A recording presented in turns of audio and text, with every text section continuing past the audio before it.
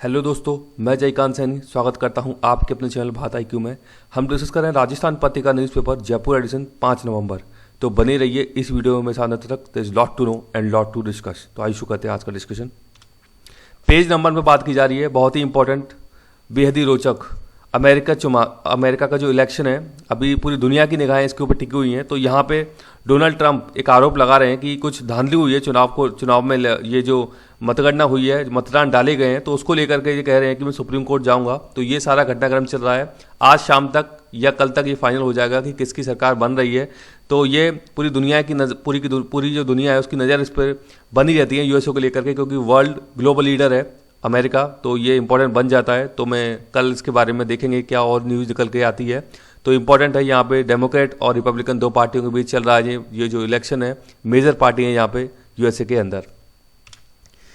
Page number में बात की जा रही है कोविड-19 के लिए। यहाँ पे बता रहे हैं कि पोलियो की जो वैक्सीन है वो कारगर हो सकती है। ऐसा कुछ यहाँ पे कुछ रिसर्च की है, कुछ स्टडी की है। तो ये इसको यूज़ करने की बात की जा रही है। तो कुछ इंपॉर्टेंट चीज़ें देख लेते हैं। एक होती है नस्ल के द्वारा दिए जाने वाला वैक्सीन, दूसरा ओरल और तीसरा इंजेक्शन। तो यहाँ पे 3 प्रकार से वैक्सीन दी जाती हैं। तो आपने सुना होगा OPV नाम सुना होगा, यानी कि ओरल पोलियो वैक्सीन। आप जब भी पोलियो वैक्सीन की बात सुनते हो तो ये नाम आपने सुना होगा OPV। तो कभी आपसे पूछा जाता है OPV क्या है, यानी कि ओरल पोलियो वैक्सीन। इसे ओरल ही दिया जाता है, यानी कि मुंह में इस प्रकार से ड्रॉप इसकी डाली जाती हैं। तो ये ओरल प्रकार से आप वैक्सीन दे रहे हो।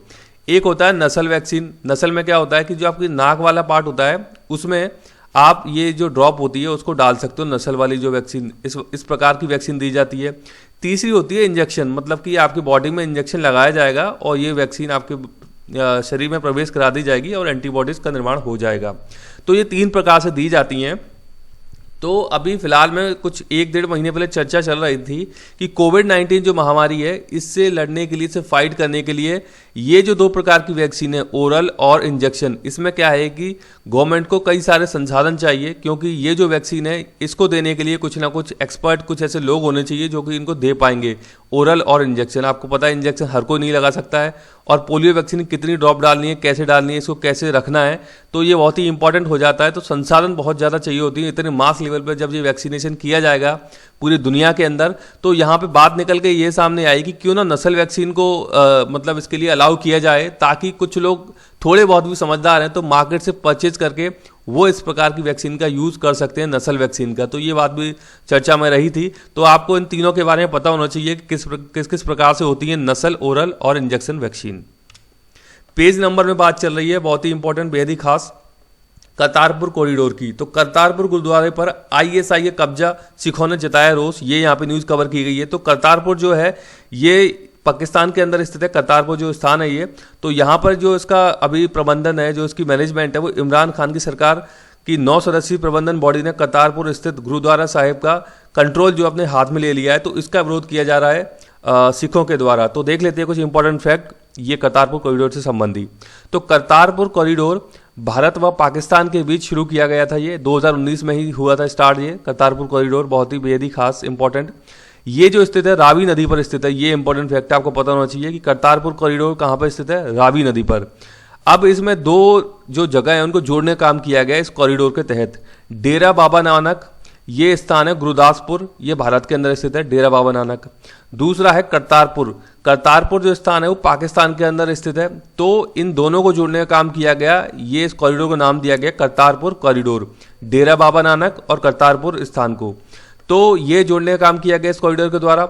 अब ये जो कॉरिडोर है, ये जो स्थान है, ये इसलिए स्टार्ट किया गया था गुरु नानक देव की 550वीं बर्थ एनिवर्सरी, मतलब कि इसको सेलिब्रेट करते हुए इसको स्टार्ट किया गया था। किसको? करतारपुर कॉरिडोर को। क्योंकि जो गुरु नानक देव है उन्होंने अपने लास्ट के 18-20 साल करतारपुर में व्यतीत किए थे। तो इसको जोड़ने के लिए लोगों की श्रद्धा थी, क्योंकि आपको पता है कि पहले जो पाकिस्तान वाला एरिया है वो भारत का ही हिस्सा था। तो इसको मतलब जो लोगों की आस्था थी उसको बनाए रखने के लिए तो ये जो कॉरिडोर है ये स्टार्ट किया गया था करतारपुर कॉरिडोर। अब आप देख भी लीजिए एक बार, थोड़ा सा आपको याद रहेगा।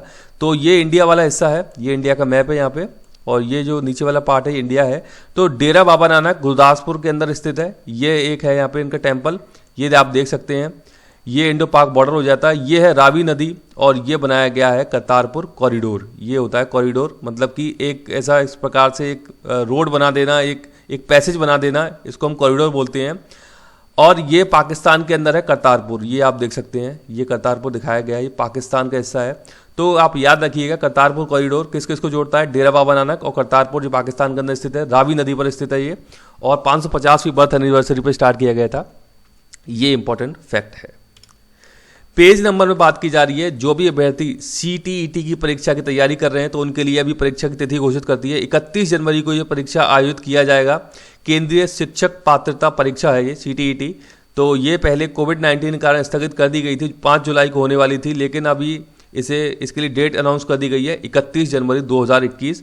तो आप याद रखिएगा, जो भी अभ्यर्थी इसकी तैयारी कर रहे हैं तो अपनी अच्छे से तैयारी में जुट जाइए, लग जाइए, ताकि आप अपना एग्जाम क्रैक कर सकें। पेज नंबर 7 पे बात की जा रही है। ये बड़ा ही सुंदर एक दृश्य है यहाँ पे। तो ये एक ट्रैवल ब्लॉगर है, यहाँ पे इन्होंने ये कुछ लिखा है। तो ये बात की जा रही है ग्रेट हिमालयन नेशनल पार्क की। बहुत ही सुंदर नेशनल पार्क है और ये हिमाचल प्रदेश के अंदर कुल्लू जिले में स्थित है ग्रेट हिमालयन नेशनल पार्क। तो इसके बारे में आपको आइडिया होना चाहिए कहाँ पर स्थित है great Himalayan national park, Kullu Himachal Pradesh में। और ये जो नेशनल पार्क है यूनेस्को विश्व धरोहर का हिस्सा भी है, ये मतलब यूनेस्को साइट में लिस्टेड है great Himalayan national park. Important है, नोट कर लीजिएगा। पेज नंबर 8 में बात की जा रही है रणथंभौर नेशनल पार्क की। यहाँ पे बात की जा रही है T102। ये टाइगर की एक्चुअली कोडिंग की जाती है यहाँ पे, T यानी कि टाइगर, और इसको कोडिंग किया है 102 से। तो ये कई सारे आप नाम इस प्रकार के सुनते होंगे, T102। कई बार जैसे कि मुकुंदा हिल्स टाइगर रिजर्व में आप MT के नाम से सुनते होंगे। तो ये उनकी कोडिंग की जाती है ताकि उनको आइडेंटिफाई किया जा सके कौन सा टाइगर किसके रेफरेंस से बात की जा रही है। तो अब इसके संबंध में कुछ इंपॉर्टेंट फैक्ट देख लेते हैं जो कि बार बार पूछे जाते हैं एग्जाम के अंदर। सबसे पहला यहाँ पे रणथंभौर नेशनल पार्क सवाई माधोपुर जिला के अंदर स्थित है, ये आपको पता होना चाहिए, और यूनेस्को में लिस्टेड है। ये यूनेस्को का भाग है रणथंभौर नेशनल पार्क। दूसरी बात ये है, अब आप मेरा आपसे प्रश्न है कि रणथंभौर नेशनल पार्क किस साल में नेशनल पार्क बना, ये मेरे को आप कमेंट बॉक्स में कमेंट करके बताइए। राजस्थान का पहला नेशनल पार्क, सबसे इंपॉर्टेंट फैक्ट, एक और इंपॉर्टेंट फैक्ट है कि राजस्थान का पहला नेशनल पार्क है और जो इसका स्क्वायर किलोमीटर एरिया है वो है 282 स्क्वायर किलोमीटर एरिया है इस नेशनल पार्क का। तो यदि आपसे प्रश्न पूछा जाए कि राजस्थान में सबसे बड़ा नेशनल पार्क कौन सा है, तो वो है रणथंभौर नेशनल पार्क, यानी कि सबसे बड़ा एरिया है इसका।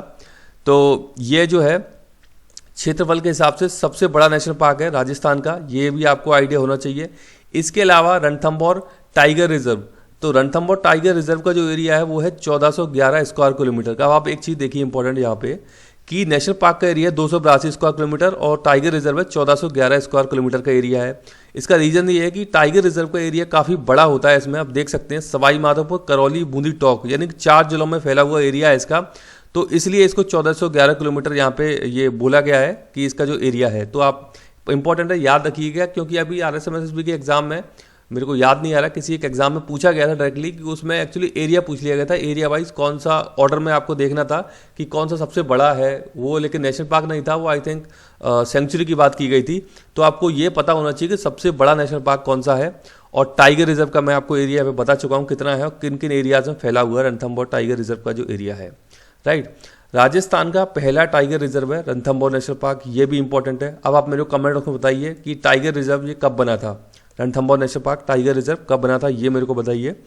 इसके अलावा इसके उत्तर में यानी कि नॉर्थ जो हिस्सा है रणथंभौर का, वहाँ पे बनास नदी बहती है और साउथ में है चंबल नदी। इसका भी आपको आइडिया होना चाहिए कि ये ज्योग्राफिकल एक लोकेशन है, आपको इसके बारे में पता होना चाहिए कि बनास और चंबल नदी का संबंध है रणथंभौर नेशनल पार्क से।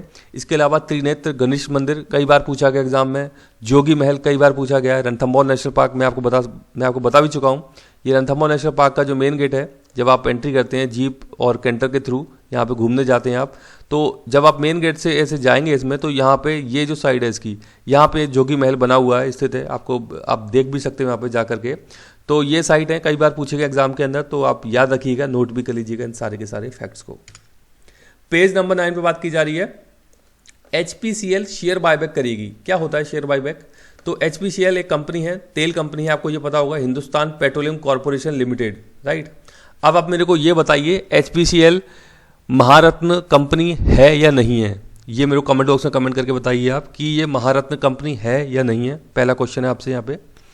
तो अब ये क्या कर रही है, शेयर बायबैक कर रही है। शेयर बायबैक क्या होता है, ये आप देखिए पिक्चर, ये आप लोग हैं, सपोज आपने HPCL का स्टॉक खरीद रखा है, मतलब कि आपने उसके शेयर खरीद रखे हैं, आपने 1000 शेयर ले रखे हैं। तो अभी HPCL क्या बोल रहा है कि भाई हम आपको कुछ प्रीमियम देंगे। आपने सपोज 1000 शेयर 1 लाख रुपए खरीद रखे थे, तो एचपीसीएल बोल रहा है कि हम आपको 1.5 लाख रुपया देते हैं, आप ये 1000 शेयर हमको दीजिए। तो एचपीसीएल ये आपको पैसा दे रहा है और ये आपसे शेयर ले रहा है। एचपीसीएल आपसे स्टॉक ले रहा है और पैसा दे रहा है, इसका मतलब है शेयर की बायबैक चल रही है। एचपीसीएल आपसे शेयर खरीदना चाह रहा है, आपने एचपीसीएल के शेयर 1 लाख पे लिए थे, अब वो बोल रहा है कि आप 1.5 लाख रुपए लीजिए और हमारे शेयर हमको 1000 वापस कर दीजिए। तो ये होता है शेयर बायबैक। तो इसके बारे में आपको आइडिया होना चाहिए, पूछा जा सकता है एग्जाम के अंदर। पेज नंबर 10 से बात की जा रही है। ये क्या बात की जा रही है? ये बात है एडवांस पिनाका रॉकेट। तो एडवांस पिनाका रॉकेट है, इसका सफल परीक्षण कर दिया गया चांदीपुर टेस्ट रेंज, जो उड़ीसा के अंदर स्थित है चांदीपुर टेस्ट रेंज। तो यहाँ से किया गया इसका सफल परीक्षण। इसका जो निर्माण है, पिनाका रॉकेट का निर्माण डीआरडीओ ने किया था। डीआरडीओ बहुत ही इंपॉर्टेंट ऑर्गेनाइजेशन है, डिफेंस जो मिनिस्ट्री है उसकी। तो ये जो मौजूदा पिनाका है, मौजूदा पिनाका 1 उसकी जगह ले लेगा। ये पिनाका जो रॉकेट है पहले से ही है, अपने हमारे पास पहले से है पिनाका 1, अब उसकी जगह ले लेगा पिनाका रॉकेट जो एडवांस उन्होंने भी डेवलप किया है। तो पिनाका क्या है? पिनाका एक्चुअली भगवान शिव थे, उनके धनुष से प्रेरित नाम है पिनाका। पिनाक उनका जो वो था धनुष, उसके नाम से प्रेरित है ये रॉकेट जो बनाया है उन्होंने, एडवांस पिनाका रॉकेट। तो ये इसके बारे में भी आपको थोड़ा सा आइडिया होना चाहिए। पेज नंबर 10 से बात की जा रही है। कल मैंने आपको बताया था इसके बारे में न्यूज़ की वियतनाम में जो आतंकवादी हमला हुआ है, तो उसके बारे में भी बताया जा रहा है कि आईएसआई ने इसकी जिम्मेदारी ले ली है। तो आईएसआईएस ने इसकी जिम्मेदारी ले ली है। ये एक संगठन है, आतंकवादी संगठन है आईएसआईएस। इसका जो गढ़ है वो सीरिया और इराक है। इसके बारे में आपको थोड़ा सा आइडिया होना चाहिए। तो यहाँ पे ये न्यूज़ आई है इसके बारे में, तो आप देख सकते हैं। ये इराक वाला पार्ट हो गया, इराक की कैपिटल बगदाद है और यहाँ पे सीरिया, इसकी कैपिटल दमिश्क है। तो ये जो पार्ट है यहाँ पे, ये आईएसआई के आप गढ़ कह सकते हो, मतलब कि लॉन्चिंग पैड आप उनको बोल सकते हो। यहाँ पे तैयार होते हैं ये जो उनकी आतंकवादी संगठन है, ये पूरे के पूरे इस क्षेत्र में तैयार होते हैं आईएसआईएस के जो लोग हैं। तो ये आपको पता होना चाहिए इराक और सीरिया के बारे में, इनका लोकेशन। पेज नंबर 10 से बात की जा रही है। ये बहुत ही इंपॉर्टेंट है एनवायरमेंट के हिसाब से। तो पेरिस समझौता पीछे हटा अमेरिका, ये बात बोली गई है यहाँ पे। तो अमेरिका ने पहले ही बोल दिया था, डोनाल्ड ट्रंप जब इलेक्शन लड़के आए थे 2016 में, जब जीत गए थे, तो उन्होंने अपने इलेक्शन कैंपेन के दौरान बोला था कि हम पेरिस जो समझौता उससे बाहर निकल जाएंगे, और वो उन्होंने बोल दिया था कि हम बाहर निकलेंगे इससे। लेकिन औपचारिक जो अब घोषणा हुई है, औपचारिक घोषणा इसकी हो गई है कि वो बाहर निकल गए हैं, क्योंकि औपचारिकता में काफ़ी सारा टाइम लग जाता है। घोषणा अलग चीज़ होती है और औपचारिक रूप से बाहर निकलना अलग चीज़ होती है। तो यहाँ पे न्यूज़ बताई गई है कि पेरिस जलवायु समझौता 2016 में हुआ था, तो उसमें से अमेरिका औपचारिक रूप से, ये बात है औपचारिक यानी फॉर्मल तरीके से अब इससे बाहर निकलने वाला पहला देश बन गया है अमेरिका, यूएसए। तो ये चीज़ है, इंपॉर्टेंट है, पता होना चाहिए, पूछा सकता है एग्जाम के अंदर। तो COP 21 हुई थी 2015 में, यानी कॉन्फ्रेंस ऑफ पार्टी इसका फुल फॉर्म है। COP 21 2015 में हुई थी। तो यहाँ पे पेरिस जलवायु समझौता हुआ था। तो ये जो COP है, ये कॉन्फ्रेंस ऑफ पार्टी है, नवंबर दिसंबर के महीने में होती है। तो ये जो समझौता हुआ 2015 में, 2016 में नवंबर दिसंबर में तकरीबन चुनाव होते हैं यूएसए के। उससे पहले जब कैंपेन चलता है इलेक्शन का, तो वहाँ पे डोनाल्ड ट्रंप, उस समय कौन होते हैं, बराक ओबामा होते हैं। 2015 में यूएस के प्रेसिडेंट कौन होते हैं, बराक ओबामा। उन्होंने साइन कर दिया। 2016 में होती हैं चीज़ें ये, मतलब कि 2016 जनवरी में साइन होता है पेरिस जलवायु समझौता। तो आपको कन्फ्यूजन मिलेगा थोड़ा ईयर का, 2015 और 2016 का देखने को मिलेगा कहीं। तो COP जो 21 है 2015 में आयोजित हुई थी, पहली बात वहाँ पे ये टर्म निकल के आएगी, पेरिस समझौता इस प्रकार से हम करेंगे। लेकिन इसको साइन किया गया था जनवरी 2016 में। तो ये दोनों ही ईयर आपको देखने को मिलते हैं, तो कन्फ्यूज आपको नहीं होना है। अब क्या होता है कि उस दौरान जब ये साइन होने के बाद इलेक्शन का माहौल आ जाता है पूरा, तो डोनाल्ड ट्रंप अपने कैंपेन में बोलते हैं कि हम जब इलेक्शन जीत के आते हैं तो हम बाहर निकल जाएंगे पेरिस समझौते से। तो वो नवंबर जब इलेक्शन होते हैं 2016 में, जीत करके आ जाते हैं यूएसए के अंदर, और फिर वो अपनी घोषणा कर देते हैं कि अब हम इससे बाहर निकलेंगे, और वो घोषणा इनकी अब औपचारिक रूप से पूरी हो जाती है। ये यहाँ पे बात बताई गई है। तो उस समय पे 195 देश थे जिन्होंने कि हस्ताक्षर किए थे पेरिस समझौते पर। इंपॉर्टेंट है पेरिस समझौता। यहाँ पे बात की गई थी तापमान को 2 डिग्री सेल्सियस कम करने की। कौन से लेवल से? जो प्री इंडस्ट्रियल एरिया है, जो इरा है, प्री औद्योगिक समय यानी कि प्री इंडस्ट्रियल इरा, तो वो जो टेम्परेचर था उस समय, उससे भी 2 डिग्री कम बात मतलब प्राप्त करने की बात की थी। इसमें लक्ष्य रखा था पेरिस जलवायु समझौता में। और कई सारी जिम्मेदारी डाली गई थी डेवलप्ड जो देश हैं, कि आप जो अंडर डेवलपिंग कंट्रीज हैं और डेवलपिंग कंट्रीज हैं, आप उनको कुछ सपोर्ट प्रोवाइड कीजिए। उसमें आप कुछ फंडिंग की बात की गई थी। तो उससे सीधे सीधे बाहर निकल गया अभी अमेरिका। ये यहाँ पे न्यूज़ कवर की गई है। तो बहुत ही इंपॉर्टेंट है पेरिस जलवायु समझौता, इसके बारे में पता होना चाहिए। मेरा यहाँ पे प्रश्न आपसे है कि 2019 में COP जो हुई थी वो कौन से नंबर की हुई थी और कहाँ पर हुई थी, ये मेरे को कमेंट बॉक्स में कमेंट करके बताइए आप। पेज नंबर 10 पे बहुत ही इंपॉर्टेंट न्यूज़ है, करंट की न्यूज़ है ये। मालाबार एक्सरसाइज की बात हो रही है 2020 की, तो आप देख लीजिए, ये बहुत ही इंपॉर्टेंट फैक्टर नोट कर लीजिएगा, एग्जाम में पूछे जा सकते हैं, क्योंकि मैं सारा ऐसा बता रहा हूँ अभी आपको। तो मालाबार एक्सरसाइज 2020 ये हो रही है बंगाल की खाड़ी में, याद रखिएगा, बंगाल की खाड़ी में हो रही है ये एक्सरसाइज। 4 देश इसमें हिस्सा ले रहे हैं, कौन कौन? भारत, अमेरिका, जापान एवं ऑस्ट्रेलिया। ये जो एक्सरसाइज है इसको शुरू किया गया था 1992 में। मालाबार एक्सरसाइज कब शुरू हुई थी? 1992 में। तब ये द्विपक्षीय अभ्यास होता था भारत और अमेरिका के बीच में।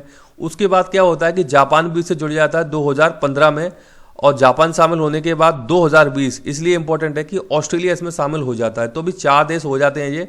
2015 में जापान शामिल हो गया, 2020 में ऑस्ट्रेलिया शामिल हो जाता है मालाबार एक्सरसाइज में। तो अब ये 4 देशों के साथ हो रही है ये एक्सरसाइज।